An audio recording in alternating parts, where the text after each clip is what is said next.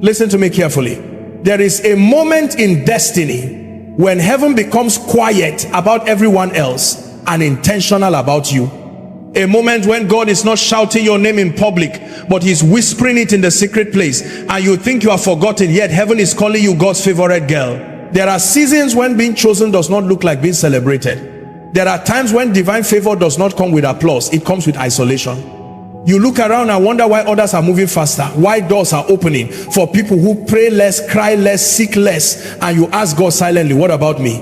Not knowing that what you are interpreting as delay is actually distinction. Many women do not understand this mystery. God does not prepare his favorites in noise, he prepares them in obscurity.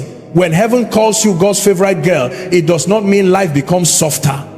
It means God becomes more intentional. It means he trusts you with silence, with waiting, with depth, with pressure, because shallow souls cannot carry eternal assignments.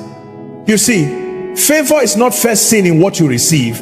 Favor is first seen in what you are allowed to endure without losing your heart. Anyone can smile when things are working, but it takes divine backing to remain gentle when you are misunderstood, to remain pure when you are wounded, to remain faithful when you are overlooked.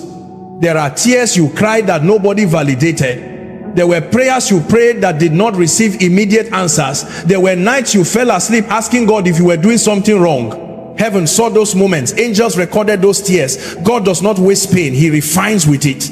When God calls a woman his favorite, he does not rush her, he roots her. He builds character before he releases influence. He heals the heart before he crowns the head.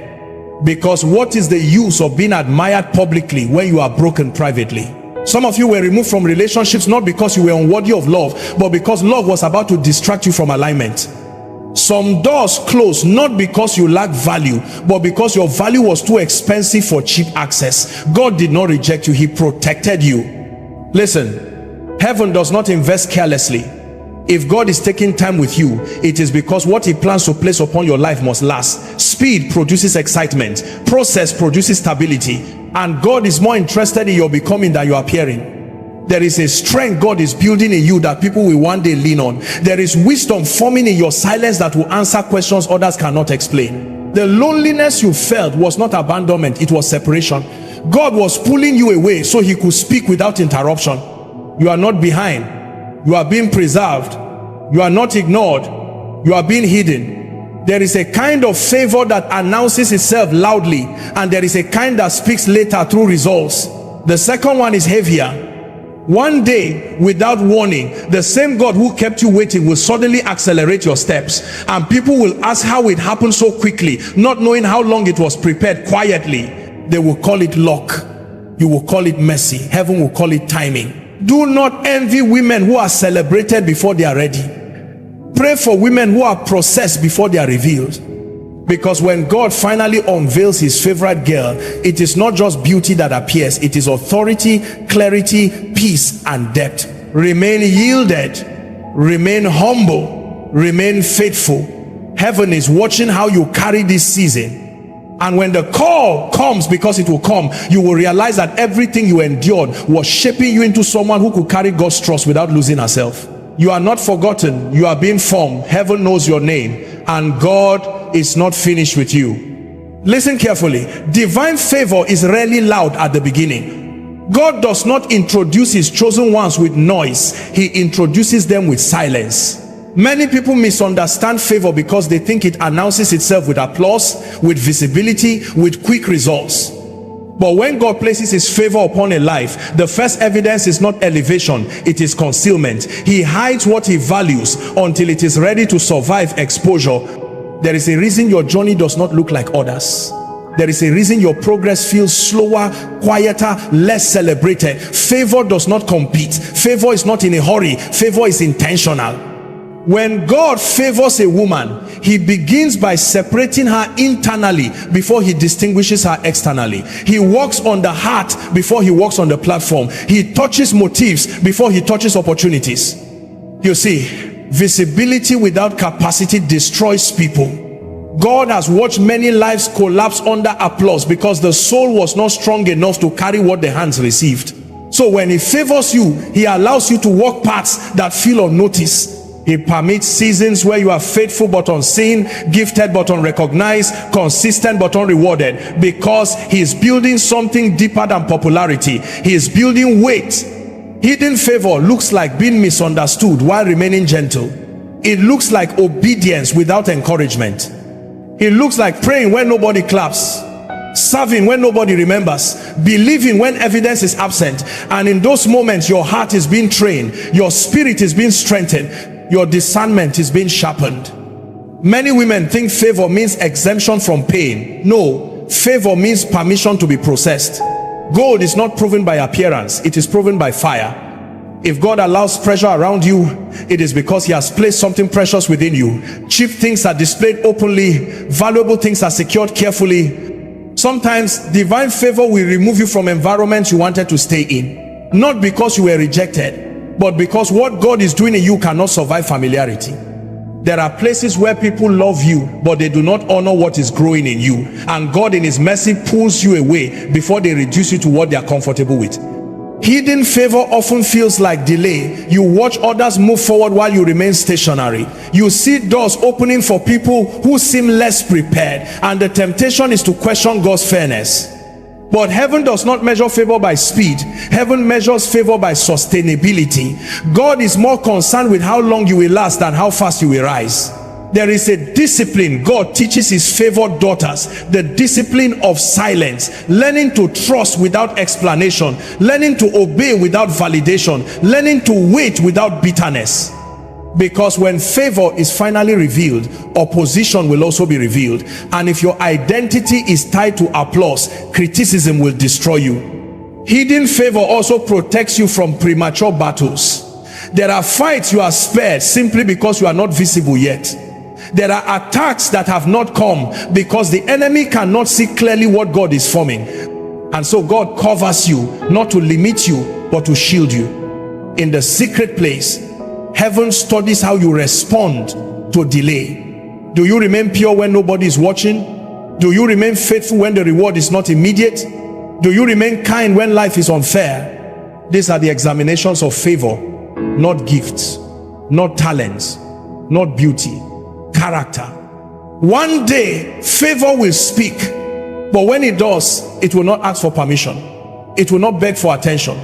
It will simply manifest as undeniable results. People will call it sudden, but heaven will call it prepared. And you will know that the silence, the waiting, the hidden seasons were not punishment. They were proof that God trusted you enough to work on you deeply before showing you openly. Listen to me. God does not shape his chosen daughters in public view. He does not develop depth in noise. He walks in quiet places, in unseen seasons, in moments where applause is absent and affirmation is rare.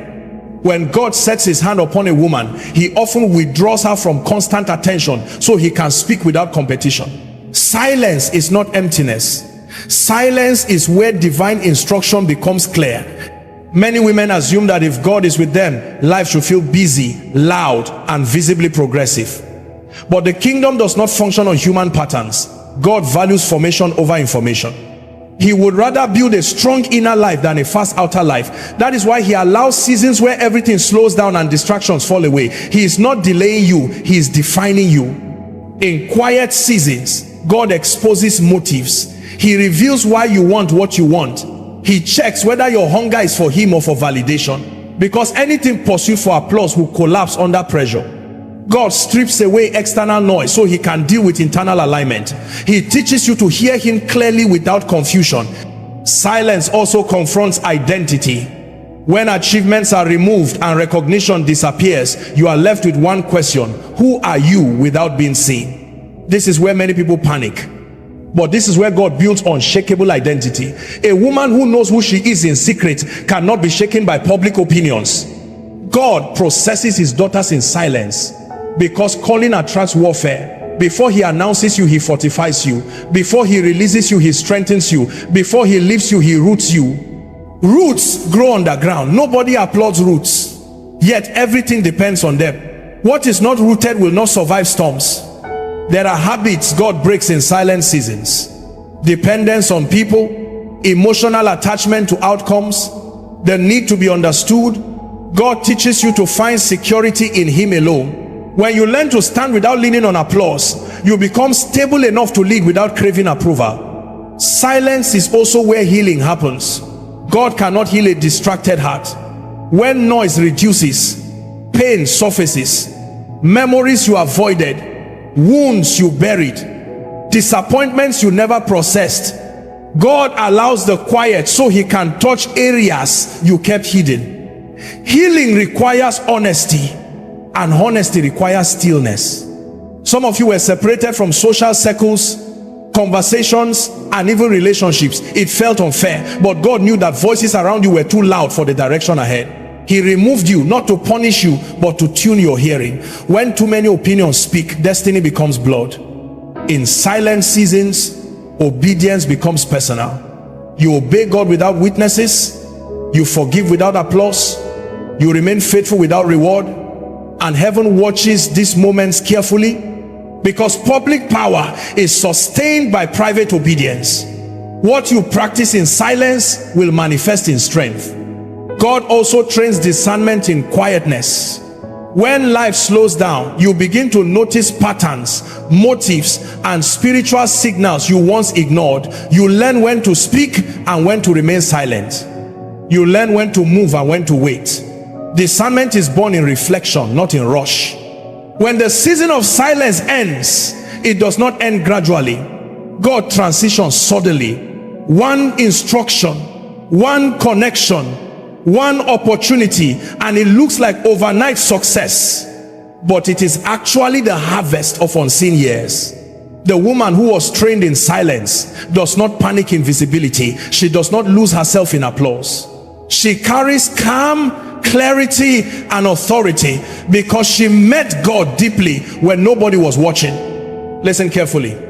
Delay is one of the most misunderstood tools in the hands of God. Many people interpret waiting as denial, silence as absence, and slowness as disapproval. But in the economy of heaven, delay is not a statement about your worth. It is a strategy for your authority. God delays not because he doubts you, but because he is developing you. There are dimensions of power that cannot be rushed. Authority that comes too early becomes pride. Influence that arises before character becomes destruction. God sees the future you cannot see, and he knows the weight that is coming. So he stretches time around you to stretch capacity within you. What looks like stagnation is actually expansion happening inwardly.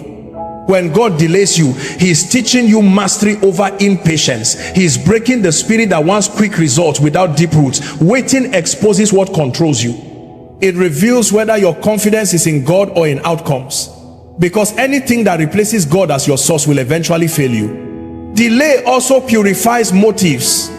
In waiting seasons, God removes the desire to impress. He dismantles ambition that is rooted in comparison. He teaches you to pursue purpose instead of recognition. Authority that lasts is not built on competition. It is built on conviction. There are battles you are not yet allowed to fight because you are not yet fully armored. God withholds certain responsibilities until strength matches assignment. A child does not carry a weapon. Delay is God's way of ensuring you are not wounded by what you are meant to wield. Waiting also builds spiritual weight. Every season of unanswered prayer increases depth if your heart remains surrendered. You learn to pray without desperation. You learn to trust without explanation. You learn to stand without reassurance. These are not emotional skills, they are spiritual muscles. Delay trains obedience beyond convenience. You obey when results are not immediate. You remain faithful when progress is invisible. You continue serving when reward is postponed. Heaven measures authority by consistency, not by excitement. Those who endure quietly are entrusted publicly. Many women lose confidence in waiting seasons. They internalize delay as personal failure. But delay is not about incompetence, it is about alignment. God is aligning timing, people, resources, and your inner maturity simultaneously. If one element is missing, the release would harm you. Delay also teaches you to hear God more clearly. When external movement slows, internal sensitivity increases. You begin to discern divine instructions with precision. You stop moving impulsively. You learn to recognize God's voice over emotional urgency. Authority is not given, it is grown. God uses time as a classroom. Every disappointment becomes a lesson. Every closed door becomes a boundary. Every pause becomes preparation. When authority finally manifests, it carries calm, not chaos, confidence, not arrogance, depth, not noise. Those who are rushed into visibility often collapse under scrutiny, but those who are delayed are strengthened under discipline. God is not postponing your life, He's protecting your future. He is ensuring that when you rise, you remain standing. One day the delay will end without warning, and the same season that tested your faith will testify of God's wisdom. You will step into rooms not as someone seeking approval, but as someone carrying substance. Not as someone proving worth, but as someone entrusted with influence. Not as someone desperate to be seen, but as someone established in authority.